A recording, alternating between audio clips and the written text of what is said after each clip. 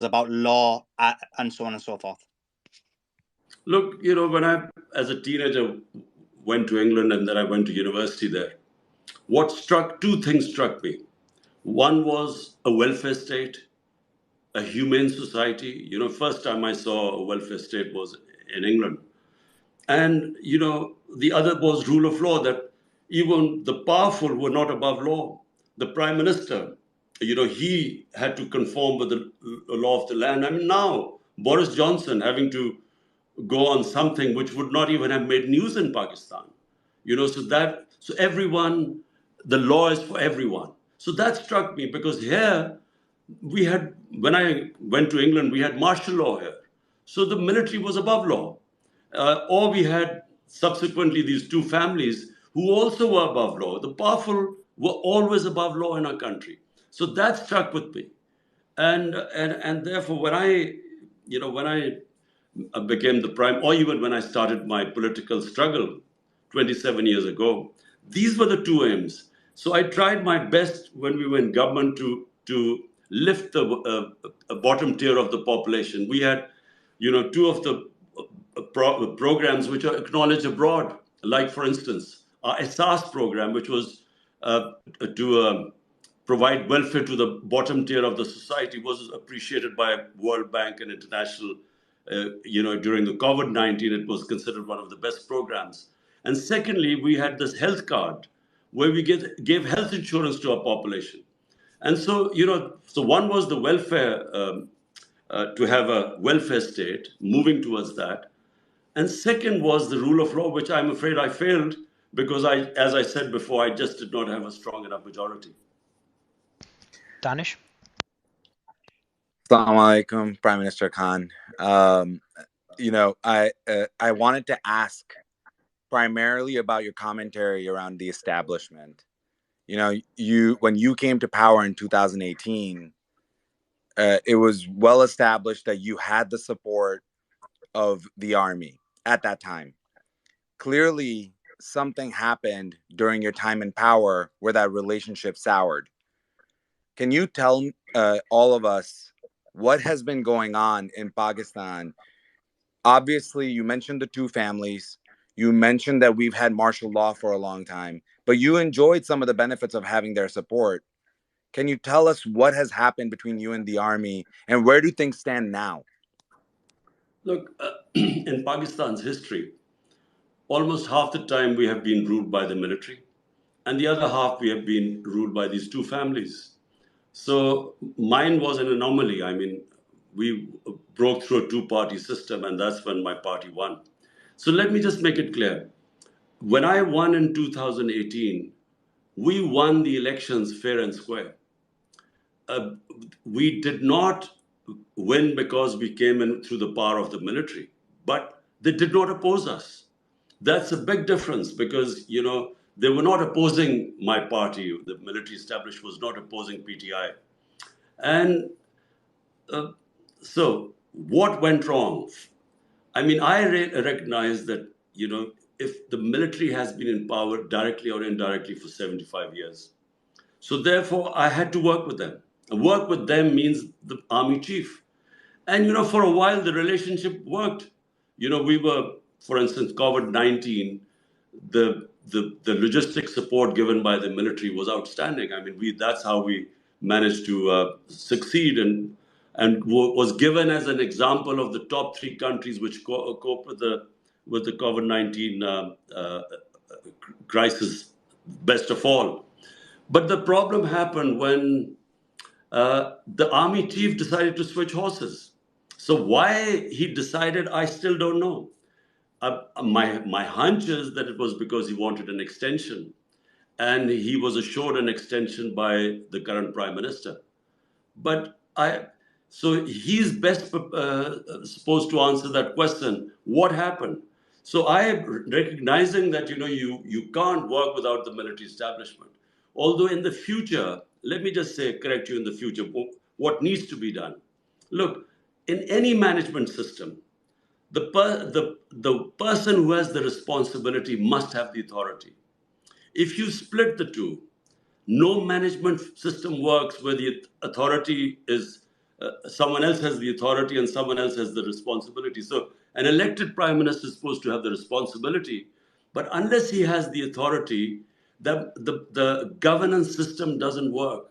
So in our case, as long as the army chief was on board, things would happen. But if he did not want something, if he vetoed something, I mean, you couldn't have it done here. So that's the problem. And I'm saying, looking ahead, the crisis Pakistan faces, crisis of governance, it cannot work in this hybrid system anymore. So if we look at Pakistani politics, there's two parties that dominated it before you came in. That's the PPP and the PMLN. And now we obviously have the PTI, arguably the biggest party in Pakistan. But Nazar Sharif, who's the brother of the current prime minister, was jailed for corruption. Bhutto was assassinated back in 2007, and her husband was charged with corruption before becoming president. So the reason I mention all this is I want to link it back to Danish's question and your comment, is the influence the military has in Pakistan. It feels like that everyone is just a pawn of the military. And I don't mean to call you, sir, a pawn, but I feel like it's a general statement that I would make looking at the landscape in Pakistan. And I know it's a lot more complex. But it also feels like corruption is simply part of the political system. Like no, and I know there's corruption allegations against you as well. It just feels like no president, nobody in Pakistan within the government could avoid being charged with corruption or avoid playing by the military's rule. Is that a fair statement? Look, let me first say one thing. My government was the only government not removed, not because of corruption. Other governments, when the two main parties in the 90s, they were removed twice each for corruption. And the corruption charges against the two main parties we inherited them. When they were in power, these corruption cases against them were made then. One of them was the famous Panama scandal, where there was an expose of offshore accounts of various heads of world leaders and ministers. I don't know whether you remember the Panama scandal in 2016. So that's when their properties came out in London, and the Sharif family's properties. So we inherited this all in 2018. Now, my government never was charged for corruption. So the army chief afterwards gave a statement saying something ridiculous, like he thought that I was dangerous for Pakistan and that's why he had me removed. But the point I want to make is, look, corruption is a symptom when you do not have rule of law. If you have rule of law, you don't have corruption. So, and why does corruption destroy the developing world? Because the powerful are the ones who are stealing the most money and siphoning off abroad to offshore accounts. There's a report by the Secretary General of the United Nations. It's called the FACT-I report. And he got economists to find out why the poor countries were getting poorer and the rich countries were getting richer. And according to the report, now this is, Mario, just listen to the startling figures. $1.7 trillion every year are siphoned off by the ruling elites illegally, money laundered out of their countries, going to Western capitals, to offshore accounts. $1.7 trillion every year. And there are about $7 trillion of money parked into these offshore accounts from the developing world. So what is happening is that the ruling elites, because they don't have rule of law, the powerful are above law, they manage to get away by plundering their countries. So the poor countries are getting poorer and the rich are getting richer. And one of the reasons why you have these immigrants sort of dying to cross over to the rich countries is because the rich countries don't do anything about it. Because they benefit from this inflow of capital, they don't try and stop this. And I tried to raise this at the United Nations. So in Pakistan, the reason why we have not been able to convict the powerful, although there's so many cases of corruption against them, is because weak law enforcement. The powerful always manage to get out of it. And the problem also is that we had the General Musharraf.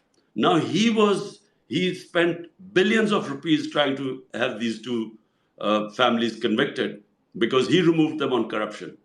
And just when cases were maturing, he then does a deal which was called the NRO, the National Reconciliation Ordinance, and he gave them immunity. And so therefore they were back in power for the next 10 years. So in a society like in Europe or in West, no one can forgive corruption by the ruling elite. I mean, no country, no Western country will ever allow this, that, you give them immunity. I mean, you have corruption cases, you give them immunity because you can't, it's public money. So this is why the problem, not just Pakistan, it's a problem which most of the developing world faces. So my next question is relating to possible Western influence or allegations of Western influence in what happened. So on June 20th, 2021, you said, quote, Pakistan will not allow the CIA or US Special Forces to base themselves in this country ever again. 10 months later, you are out. You did initially, I wouldn't say blame, but you did refer to foreign influence that played a role in the Pakistani protests and in your ouster as well. And I'll read out a quote you said. The interests of the US and the West are aligned with the military, maybe because of their support for Ukraine. But recently you've been shifting more to I wouldn't call them, but to domestic powers. How big of a role do you think the US did play in your ouster versus domestic powers? Look, Mario, when I made the statement that, there should not be any bases, US should not have any bases in Pakistan. Well, that statement was inspired by Pakistan being part of two conflicts. In the 80s, we became part of the Afghan Jihad against the Soviets in Afghanistan. And after 9/11, we became part of the US war on terror. Both times, Pakistan suffered. We had US aid, which was for the ruling elite. Dollars coming in was great for them. But the country had 5 million refugees, Afghan refugees after that. And we had Kalashnikovs, we had militant sectarian groups in Pakistan. And then we had, the worst thing is, we had this drug culture in the country. So it devastated us. I mean, Pakistan suffered after that, joining that Afghan Jihad for almost 8-9 years. Come 9/11, we again joined the US in the war on terror. 80,000 Pakistanis die in that war. I mean, which country becomes an ally and pays such a heavy price?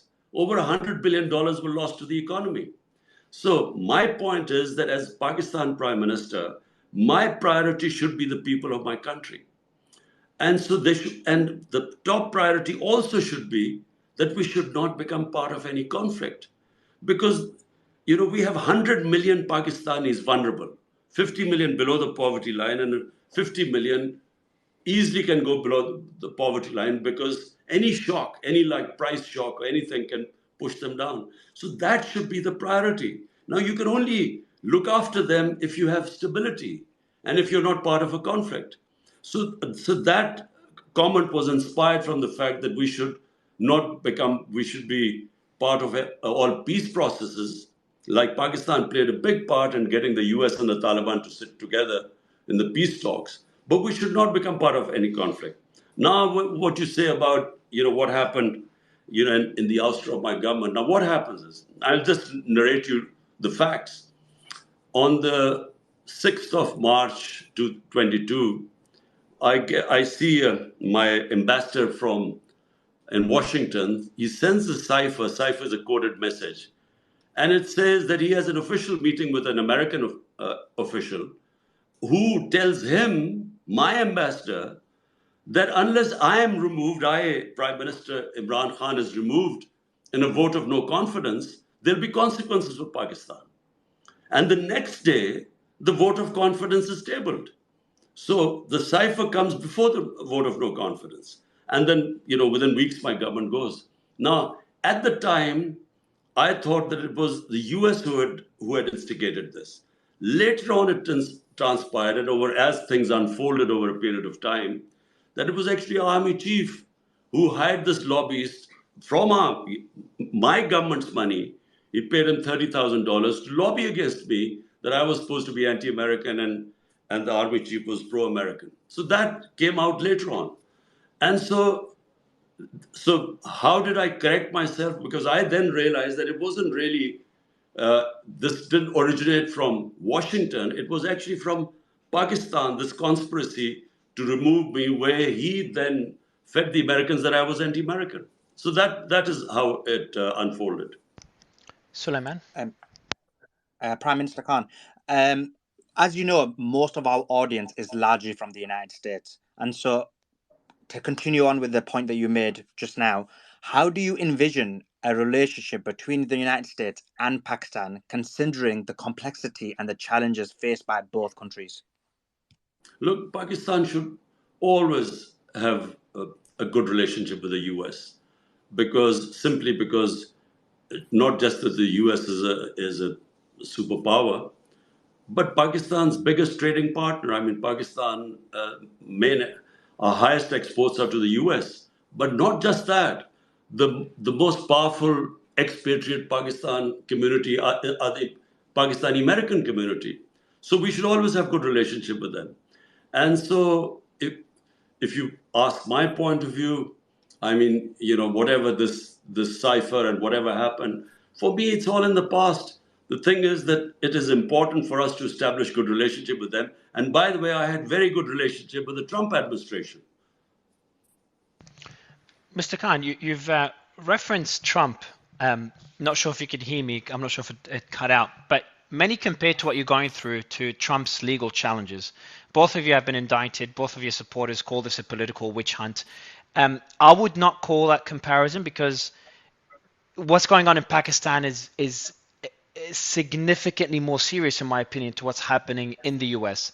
But what would be your message to any Trump supporters that make that comparison? Look, it's completely different. What's happening and I'm not fully aware of the cases on Donald Trump, but mainly because, as you pointed out, my situation right now, all my concentration is really dealing from a day-to-day basis. It's a sort of game of survival right now here. But I can tell you that the cases against me, if this was happening in the United States, there would be a public uproar. You could not, a man, I've been known in this country for 50 years. I've never had one criminal case against me. And at the age of 70, suddenly, I have 170 cases against me. And there are 40 or 50 terrorism cases. There's blasphemy case. I mean, now there's latest a murder case. So no one in this country believes this.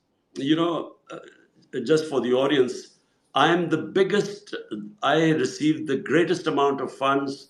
I have done more charity work in this country than anyone in the history because people trust me with their money.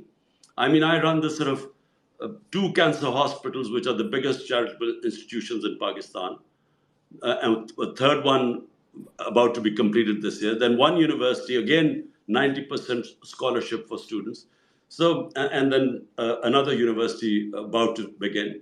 So all for charity. It's because people trust me with their money. So now no one in this country believes this nonsense. That certainly in the last few months, I have 170 cases against me, criminal cases.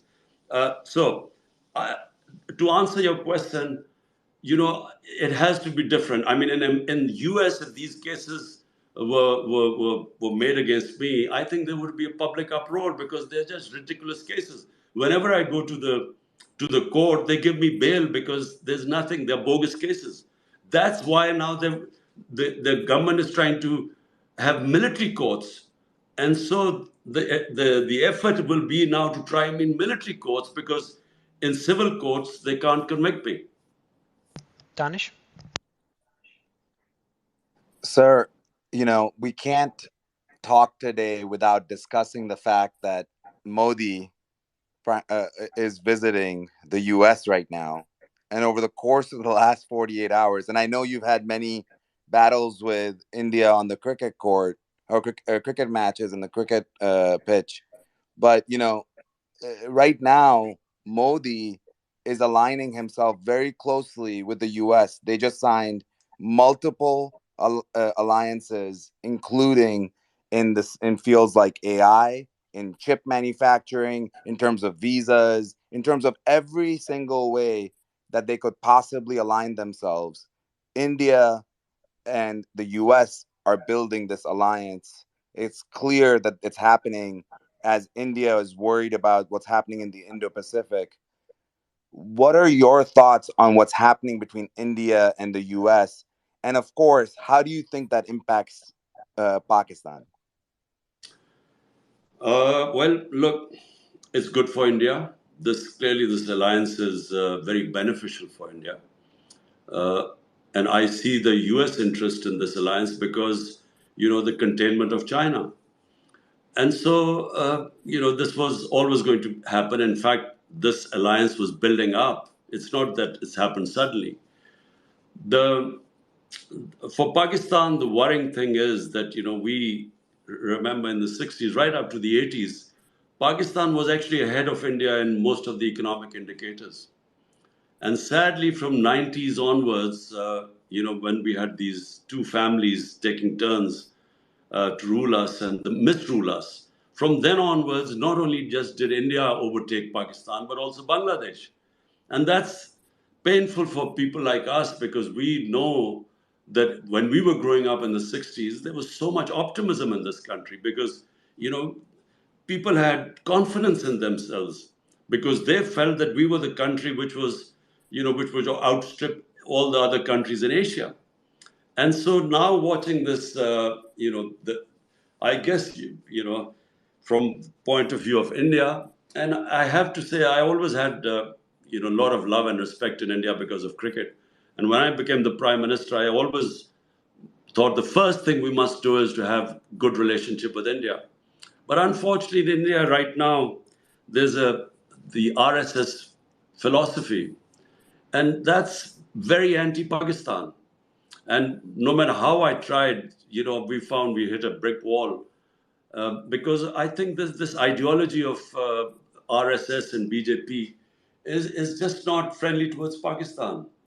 So from that point of view, it's sad because our main issue is Kashmir.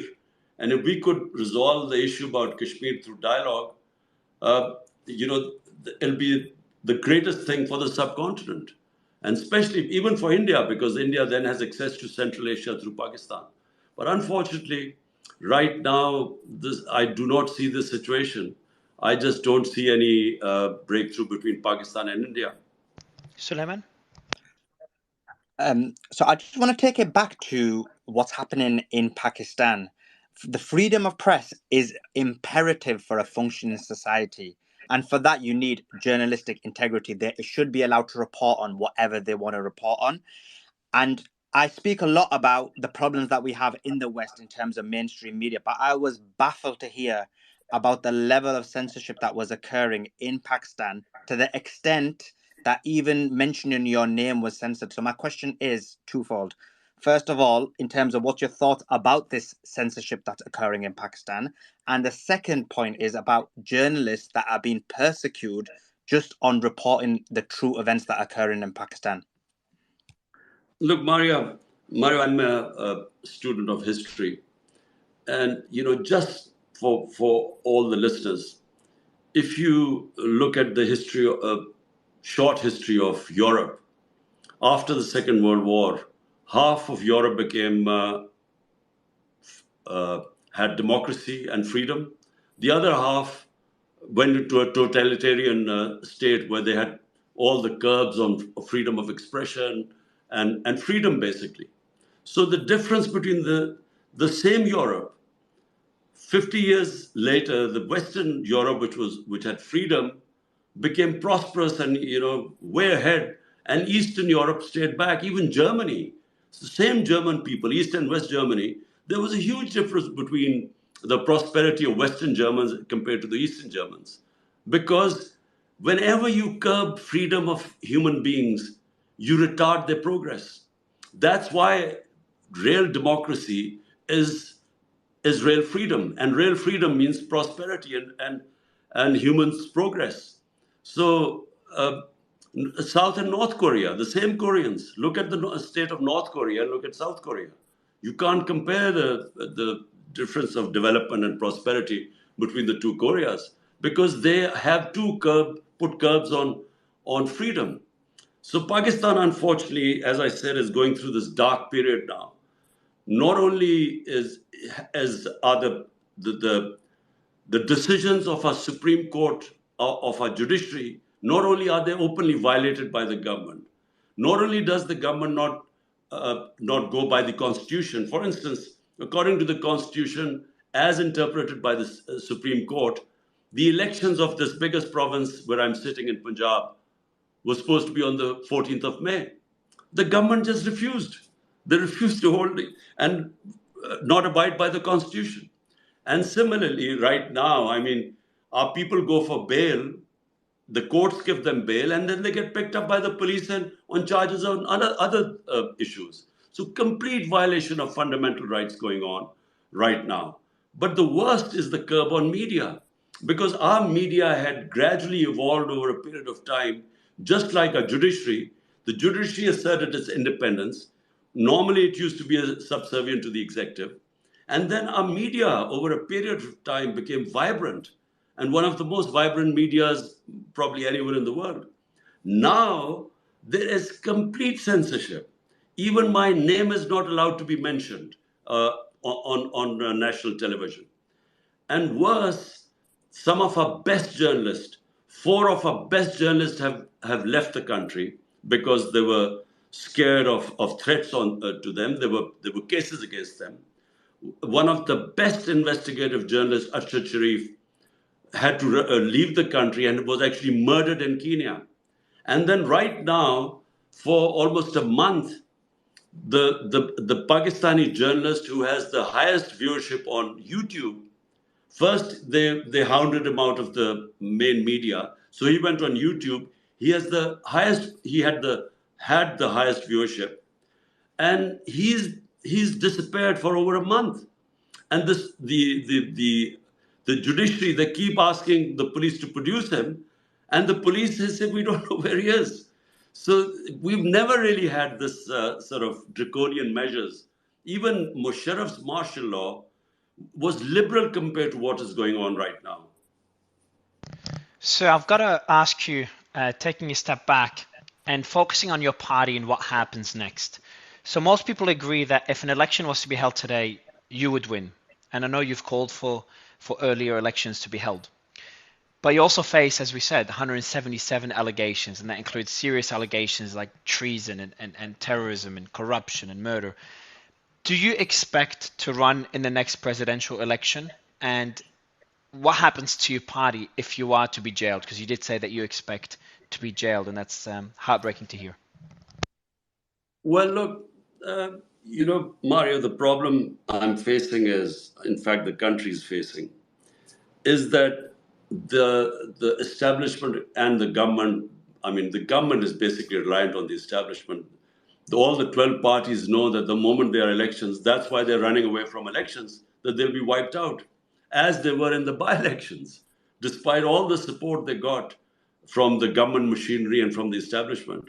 I mean, they lost 30 out of 37 by-elections. So they know what will happen in the general elections. Hence, they're hiding behind the establishment. Now, for the life of mine, I do not understand why the establishment has taken this stance. Because you just cannot go against the will of the people. If the majority of the population is behind, if they want PTI, then you can't just wish it away by these draconian measures. Because the public opinion is like a spring. The more you press it, the more it comes out. So the more they have put these, the victimization going on right now, and by the way, again, it is unprecedented. I mean, never have we had the sort of measures we were facing right now. Even the families are not safe. All the ticket holders of my party are in hiding. Their houses get broken in, they get, anyone there, the staff gets beaten up, they get vandalized, they get robbed. If they find family members, and young boys have been picked up, when the ticket holder has not been there. So I mean, unprecedented what is happening. But despite all this, the vote bank keeps growing. So therefore, the establishment has a problem. To answer your question, it's not I who have a problem, because whenever there are elections, we will win. Unless they go to such an extent that they will make the elections a joke. But even if they are sort of halfway fair elections, the PTI is going to win the elections. Now, whether I'm in jail or I'm disqualified, the party will win the elections. And so therefore, the problem right now is with the establishment. What do they do? I mean, are they going to keep persisting with this intense victimization, this fascist tactics which are unprecedented in this country? Or will they see sense and have free and fair elections, which will then bring political stability, which will then bring economic stability?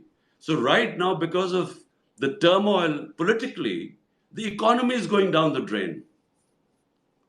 And before going to Danish, I wanted to update everyone on the situation in Russia. So the chief of Wagner is apparently staging a coup. A large part of the soldiers of the Russian army now strongly support us. That was a statement he's made. We've seen the Moscow exchange dropping very, very rapidly. We've seen reports from BBC Russia states that the FSB and the SOB are establishing roadblocks in Moscow and around Moscow. And we're seeing a lot of images of the forces on the streets in various cities.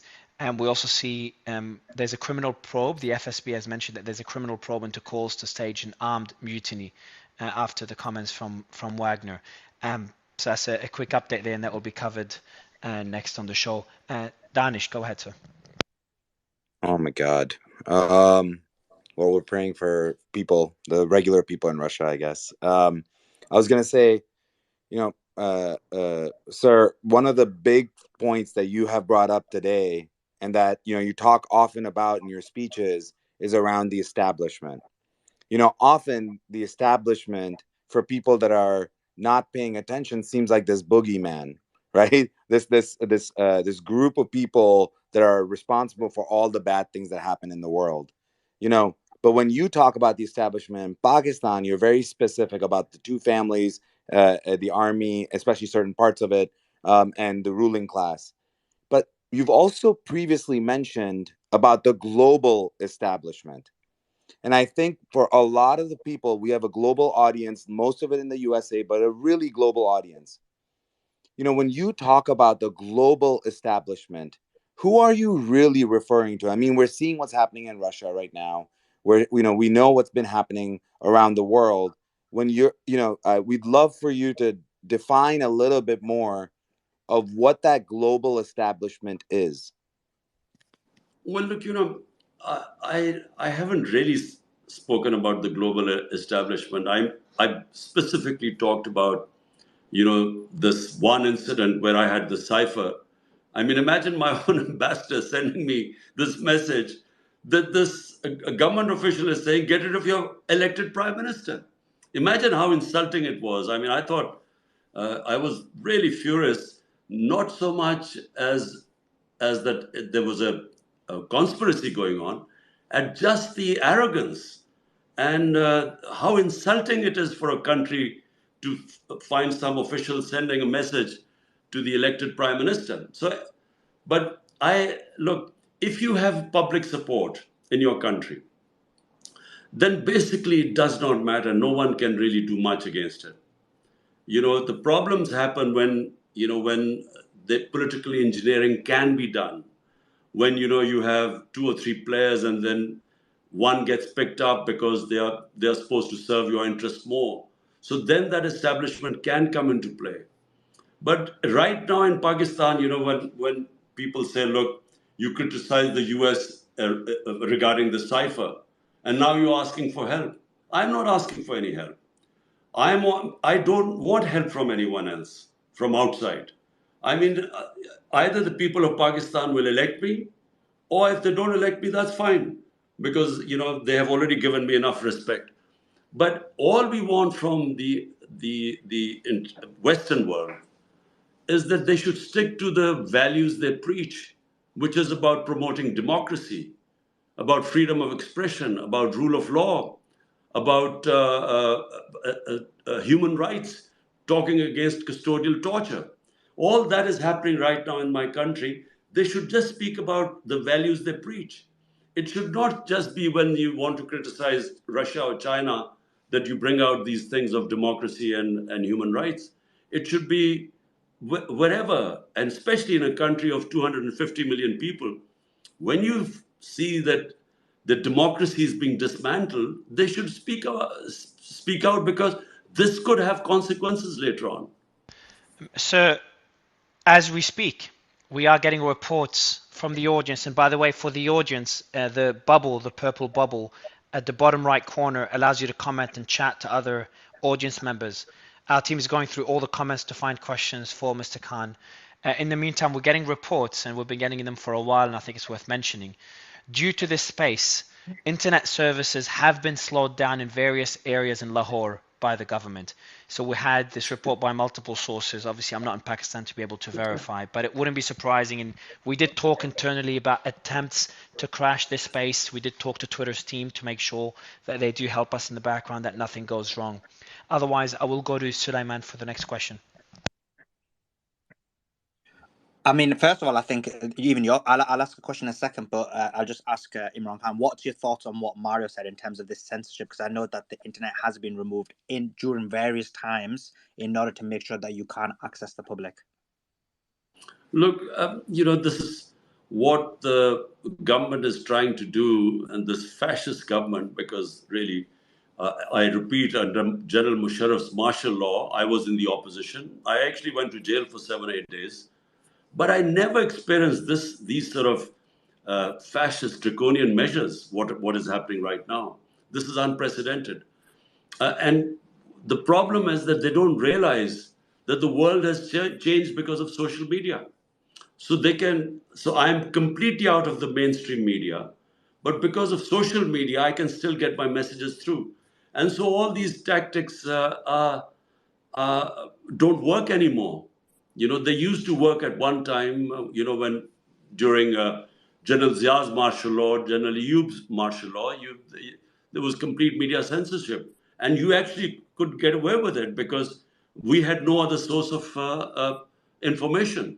So we would believe whatever I'm talking about when I was growing up, we would believe whatever the government-controlled, censored papers and television would say. But now everything has changed. The rate at which information goes viral is so rapid, it just cannot be controlled. Sulaiman? So, So another question I have is, you mentioned earlier about two families who have essentially been ruling Pakistan and taking turns in terms of owning the leadership of the country. And obviously you were an outlier where you rule the country, which wasn't those two families and wasn't the military. If you're not given this opportunity to fight the election, do you think that this is going to be the end of any form of democracy in the future and we'll continue to have the status quo? Look, we are on a genuine crossroads. I mean, we now face at one point a complete destruction of our democracy where we are headed. Because remember, when the Constitution is just violated by the government, for instance, the Constitution is clear that when you dissolve a government, and we dissolved out of the 4 provincial governments, my party was in power in 2 of them, which is 70% of Pakistan. So when we dissolved our governments, the Constitution is clear that elections have to be held in 90 days. Well, the government refused. The federal government refused to hold elections. Now, this is unprecedented. It does not happen in a democracy.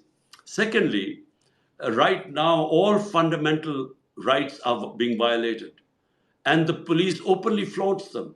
I mean, the judges, for instance, asked the police to bring in the people who they have put in jails. First the police doesn't respond, and then when they bring them, the judges give them bail. They're immediately taken. Some other charges are levied on them, and then this media, total ban on media. I mean, I can't my name cannot be mentioned on the media. I mean, this also has never happened before. So we are heading towards a blind alley now. If we keep going this way, Pakistan has no future, because as we know, with this political instability, which is the more you run away from elections, we are in a space where no one knows where Pakistan is headed, and therefore the economy is not going to go.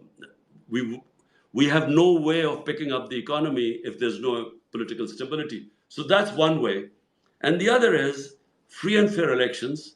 Allow the people to decide who they want to govern this country, and then once a government comes in with a proper majority and the backing of the public, then conduct sweeping reforms, reform and governance, establishing rule of law, bringing the powerful under the law. And then the problem we face, the economy, the two twin deficits, the fiscal deficit and the current account deficit. Unless we make sweeping reforms, cutting our expenditure, raising our revenues, which needs governance reforms, unless we do that, we are not going to be able to get out of the mess we are in right now.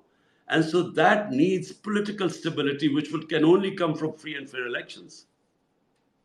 So, talking about stability, what does your relationship with the new army chief look like?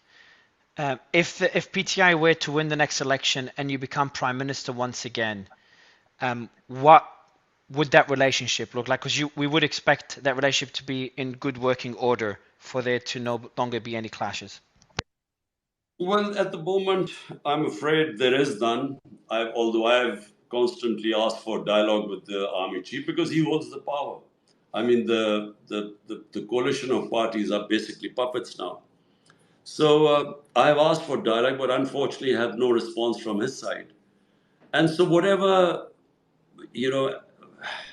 what do I say, animosity or whatever reservations he's got about me is from his side. So I understand that you have to work with the establishment, although there has to be a new equilibrium, because I again repeat that you cannot have a system where the responsibility lies with the elected prime minister, but he does not have the authority to implement his program. So that has to happen.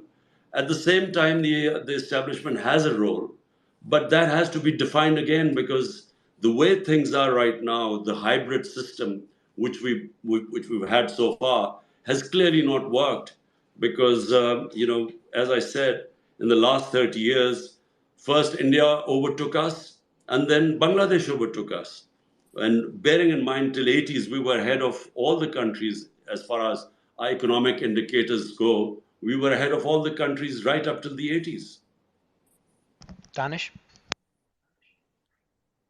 So, talking about the economy for a second, when we look at Pakistan right now, you were mentioning the deficits, you were mentioning, some of the challenges, economic challenges of the common people of Pakistan, but the military in Pakistan still continues to demand the lion's share of the national budget. What are your thoughts about the amount if you are given the opportunity to run again? What would you do to the budget for the military? Look, what needs to be done? Well, problem is Pakistan lives in a rough neighborhood, and we need to have a strong defense. But what needs to happen is that we have to create wealth in this country. So, when we were in my last 2 years, on an average, we were growing at 6%. Now, 6% growth has been very rare in Pakistan. It's been Ayub Khan's time for a while, but then we were part of the CENTO, the pact with the US, and there were US dollars coming in. So we grew at something close to 6%. And then again in the 80s, we again grew at 6%, close to that. But that's when we were part of the Afghan Jihad, and then there were US dollars coming in. Then for a couple of years, Musharraf's time, we were growing. But then again, we were part of the war on terror and dollars coming in. But this was the first time without any dollars coming in, we had this growth rate. So you have to create wealth in Pakistan. The problem is that unless unless we create wealth, neither can we pay our debts, nor can we afford now to pay not just our military, but even for our health and education or human development. So therefore, that can only happen if you fix the governance system, attract investment in the country. Problem is, when you do not have rule of law, you cannot attract investment. The investment which Pakistan can attract immediately is from overseas Pakistanis. Now, just to give, because the audience is in the US, so just the 16,000 Pakistani American doctors in North America, their net worth is $200 billion. So bear in mind that there are 10 million overseas Pakistanis. So if we could just fix our governance system, we could attract their investment. The reason why they do not invest in Pakistan is that out of 140 countries, in the rule of law index, Pakistan was 129th. And this is before the crackdown. Now we would have slipped even further down. So when you do not have rule of law, you cannot attract investment because the investor wants to have contract enforcement through a proper functioning judiciary where he feels that his investment is safe, will be protected. That's why people invest. From Pakistan, people are investing in Dubai because they feel the investment is safer there. Hence, the number one thing which a government has to do is fix that the rule of law, the governance system, and then we can have access to investment from overseas Pakistanis. When China and India opened up, the first investments came from overseas Chinese and overseas Indians. And unfortunately, because of our very poor governance system, because of lack of rule of law, we just cannot attract investment. And that investment will create wealth, and then you can afford to pay for, your defense and your human development. Mr. Khan, I want to go back to what you're facing right now. You said you have no lines of communication with the army chief. What can you do, if anything, to avoid what you're facing, to avoid possibly going to jail? And I'm framing that question in a way, because I'm sure the army chief or his team is listening to this. I'm framing it in a way to say this is an open call to communication, to dialogue, to avoid the path the country is going down. I don't know what impact it will have, if any. I know there's censorship in Pakistan. Luckily, we're not on Pakistani media. Mr. Khan, I would love your response to this. Well, Mario, I have already made this appeal several times, but I get the impression that when I make the appeal, the establishment, or maybe the army chief, maybe they think that I'm getting scared and frightened because of all my party in jail or underground, or some of the party leaders leaving the party. So maybe they feel I'm now under pressure, and that's why I'm trying to open dialogue. But I've tried it from day one. Ever since the new army chief came, I sort of offered that, look, we should sit down, at least know what is your game plan, what is the roadmap. Because if the establishment feels that Imran Khan is sort of somehow bad for this country, but explain to me then what is your idea of what should be best for the country. And unfortunately, so far, there has been no response. So maybe, Mario, from this message today, maybe there would be a response. But somehow I doubt it, because I think they're pretty fixed that whatever happens, my party cannot win the election. Well, my message to Asim Munir, who's the new army chief, is clear, and that's the same message from the Western world. There's going to be a lot of people listening to this. The West is watching, and we urge dialogue. We urge dialogue. The path that Pakistan is heading down, whether you agree with an opponent or don't agree, going to this extreme to censor someone and to end a political party is not how any country should function. And hopefully we'll see dialogue after this. And Mr. Khan, the question for you, and I know we're wrapping up shortly. I know you have to go, and I know that you probably want to check what's going on in Russia as well, considering this started like 10 minutes before our interview. But I want to ask about your family, sir. You did state in one interview you cannot even see your son, considering how bad the situation is. How is your family doing? Have you seen anyone from your family recently? And my question again is, Well, are you worried about the next few days, sir? well, my wife has cases against her. They've taken out warrants against her. My sisters, three of my sisters, they've gone after them. Uh, um, some of them have. My nephew has gone abroad because they were looking for him. So anyway, so the family, my sisters have been all. Somehow or the other been approached by these intelligence agencies. One of my younger sister has had these corruption cases against her. So all this is happening, but this is not just happening to me. It's happening to all my party members, their relatives. There've been cases, on all of them, cases whether it's corruption, whether it is tax department, whether it is FIA, all the agencies. The main concern right now, I mean, you'll really be shocked, all the agencies of the government, the institutions of the government, their one aim is to somehow destroy and crush PTI, the party.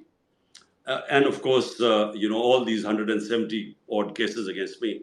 So not just me. I mean, you asked me a question, do I feel worried about myself? Actually, more about my people who are suffering, people in jail, 10,000 people in this heat, stuffed into jails, women especially. I mean, it's never happened that for peaceful protests, women have been thrown into jails. And then, you asked me about my sons. There's no question of me asking them to come over right now, because it is a very, for families, this is a very scary time if they happen to be affiliated to me or my party. Suleiman? So we did have plans for congressmen and senators to come immediately after this, but due to the escalation in Russia, we're going to just field a couple of questions, and then we will allow the ex-prime minister to basically go, finish the interview. And So I just want to urge, before you go if to the question, I just want to urge again, everyone listening, everyone in Pakistan, everyone around the world, obviously peacefully, but pressure, especially people outside of Pakistan, because Pakistan is doing enough. Attention and pressure should be placed on Pakistan to function as a democracy. The censorship and the political witch hunt, and this is what a witch hunt looks like. This is what a witch hunt looks like. Shouldn't exist in any democracy, and we should not accept it, even if it's not in our own country. But go ahead, Suleiman. Yeah, so I just want to go to Sarah for the first question. She's worked in US politics for a number of years as a businesswoman, and she engages in politics and current events. So Sarah, please go ahead with your question. Thank you so much, Suleiman. Prime Minister Khan, you stated earlier that you expected to be in jail within the next 10 days. Do you feel that you would be released soon after, or that you would remain in jail until trial? Look, I'm not pushed about the cases because, whenever they go to court, the cases they're all bogus, frivolous cases. The thing is, I think, let me tell you what they are thinking. I mean, what will happen, God alone knows, but they're thinking that, look, if they put me in jail till the elections, then at least my party will be wiped out. And so once the elections are over, then they could let me out. I think that's the thinking right now. Suleiman? Okay, let me go to Khaleesi. Khaleesi's been engaged in Pakistani politics for a number of years, so Khaleesi, go ahead. Thank you so much, Suleiman. You have many supporters in listeners, Imran Khan, who would be delighted to see me on the panel with you. My question is, how do you see the future of Pakistan over the next 2 decades? Because geopolitically, there are a lot of changes in terms of the BRICS alliance and other factors. So if you were Prime Minister, how do you see that changing? Look, in my 3.5 years, I remember 2 of them were taken by COVID-19 and the impact it had all over the world. And basically, a trade really stopped in those, especially 1 year, everything stopped. So in my brief stint of 3.5 years, I feel that Pakistan has tremendous potential. And I repeat, in the 60s, when we were growing up, this was the happening country. I mean, there would be students from Middle East, from everywhere coming to study in Pakistan universities. In my school in HSN, we had Malaysian princes and people from all over the world coming to study there. So this was, a country with great expectations. And I feel that if we can fix our governance, and I repeat the word, justice, the difference between countries is countries have justice, rule of law, a level playing field, the weak protected by the strong from the strong by the justice system. The famous saying of Churchill, when Hitler's forces were on the borders of had conquered France and were on the verge of invading or thinking that they would invade Britain, and the bombing raids were taking place over London. So people approached Winston Churchill and asked him, "Will we survive?" And he said, "Look, something strange." He replied, and asked the question, "Are the courts in Britain giving justice?" And the people said, "Yes." He said, "Then we'll survive." Because justice is the big thing which differentiates countries throughout history. If you look at the Roman Empire, there were Roman laws. If you look at the rise of the Muslim, when they led the world, it was based in the state of Medina, where it was based on rule of law. So gave people level playing field, liberated the people from the powerful. And that's always the society's fortune. And then I give the example of East Europe, Europe when it got divided between the East and West. And the countries that had democracies just took off because free people take off. And so the problem we face right now is, I repeat, we have to have rule of law. If we have rule of law, this country will take off. Why do our people have to go to seek employment all over the world? Because we just cannot give them the administrative system, the governance system, which would create jobs in this country. And the bottom line is we have been ruled by a tiny elite which has hogged the resources of this country. Elite capture. They have captured the resources and they just do not give freedom to this country to achieve its potential. So my answer is, if we can fix the system, this country can take off. It has all the resources. It has talented people. But right now we are stuck. We have, as I said, we are on a crossroads. Either we go the democratic way, or we are going, back to the old dark days of fascism, of dictatorship, and then there is no hope. Bushra, I want to give you the mic for a quick question, and then I've got final two important questions for you, Mr. Khan.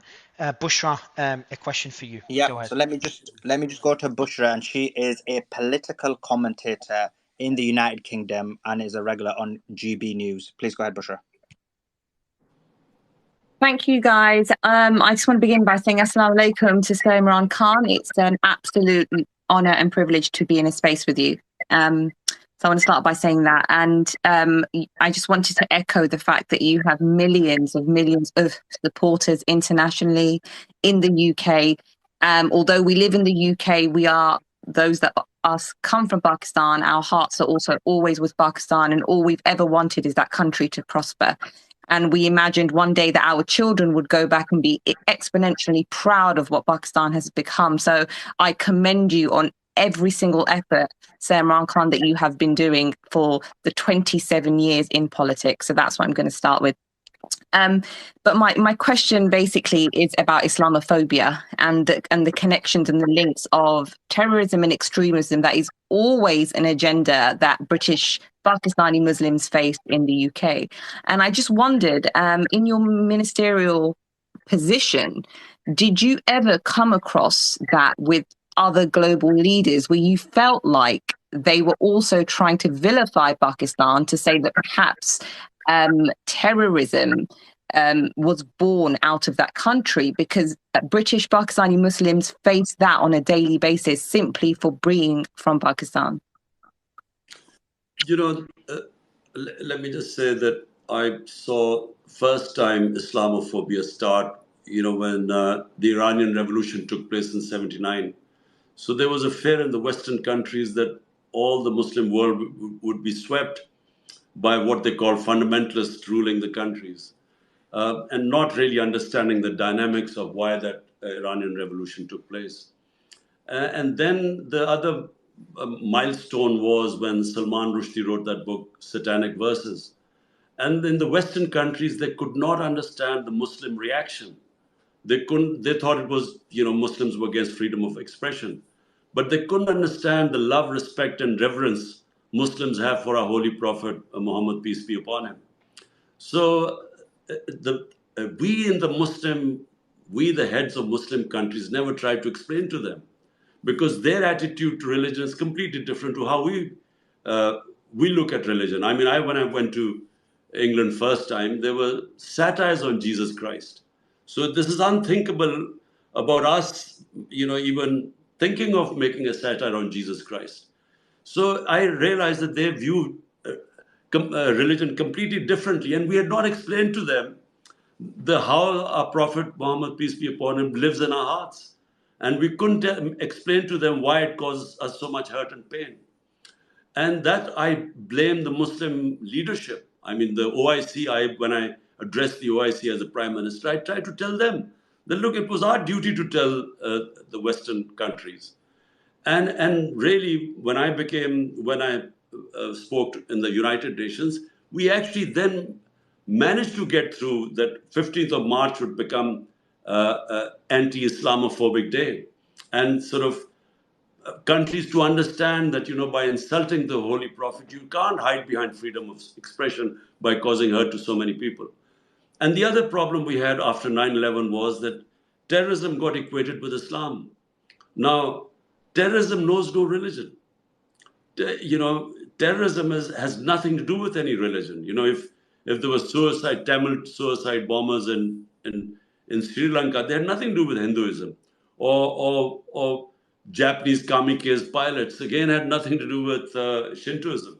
So somehow it became Islamic terrorism, and then it became radical Islam, as if there were different types of Islam. Actually, there's only one Islam, Islam of our Prophet, Muhammad, peace be upon him. There's no other Islam.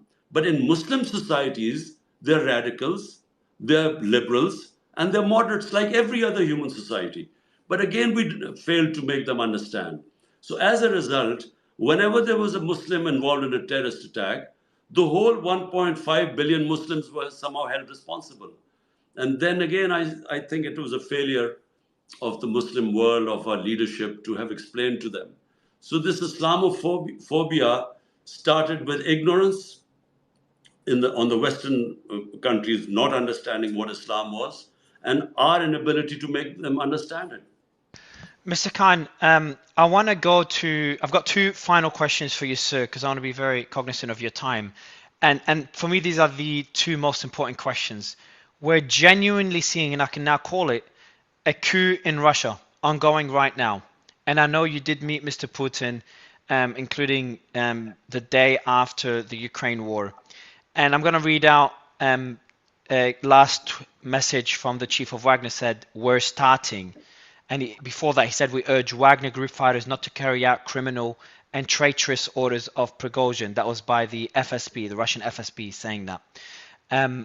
So my question to you, sir, having met Putin and knowing what you know about the war in Ukraine and based on your knowledge of Russian politics, your thoughts on what's going on right now in Russia caught us all by surprise. And the facts are the FSB will be taking action against the chief of Wagner for the attempted coup, and the chief of Wagner is saying that military officials or some people within the military are on his side as well, and the coup is in progress, and we're seeing military equipment across the streets in Russia, in various cities.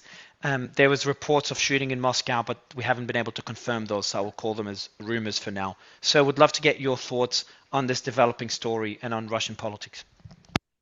Well, Mario, uh, my trip to Russia was being planned a couple of months before by our foreign office.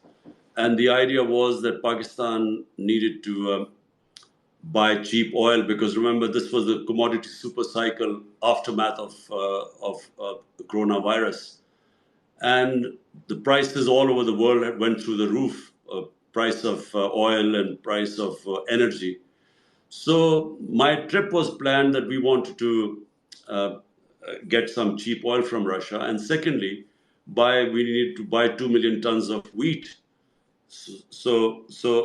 And then the military wanted some hardware from them. So that's why the trip was planned. Now I arrived in Russia at night, and the next morning is my meeting with President Putin. And just before the meeting, we hear that the Russians had moved into Ukraine. So, it was bad timing, but really, had we known, clearly no one would have taken a visit, gone to Russia, knowing that this is happening. So it was just happened to be bad timing. Now, what is my idea of what is happening? Frankly, I have no idea what is going on because when I had the meeting it was purely about our bilateral relationship. As I said, we wanted we wanted gas pipeline built by the Russian firm.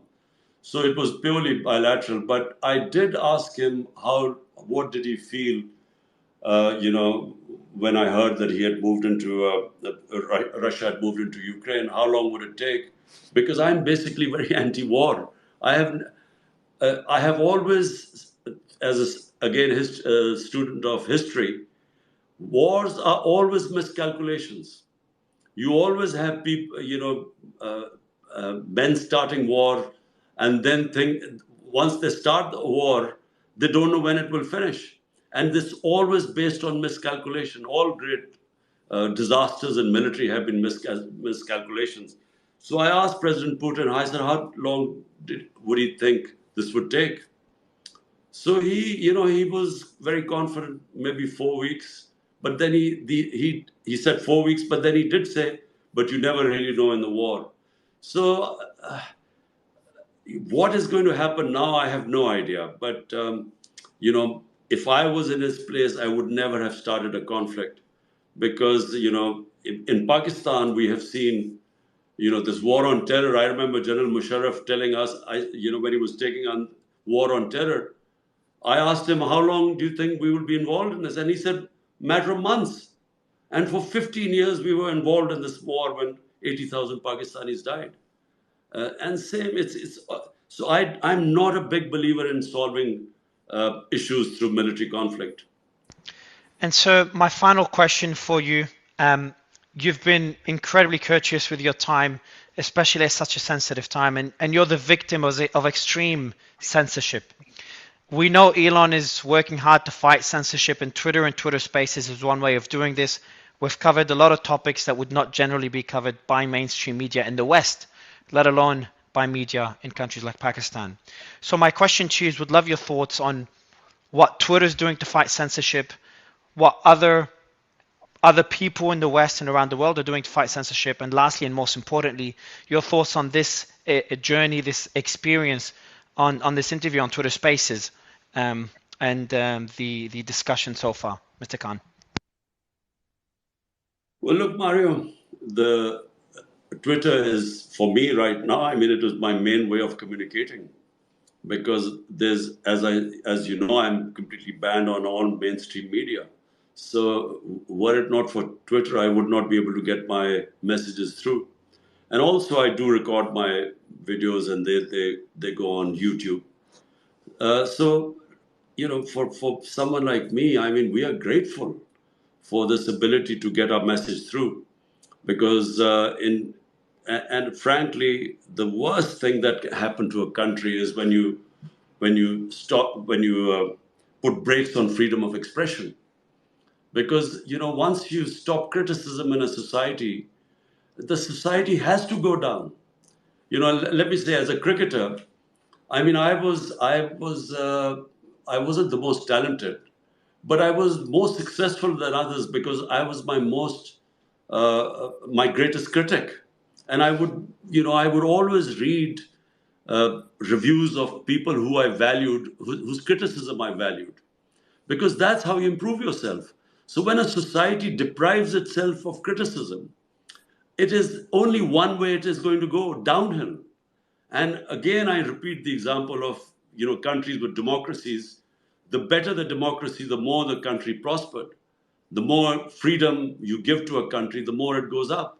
And the more you clamp down on expression and fundamental rights in a country, you destroy its future, because you destroy its freedom.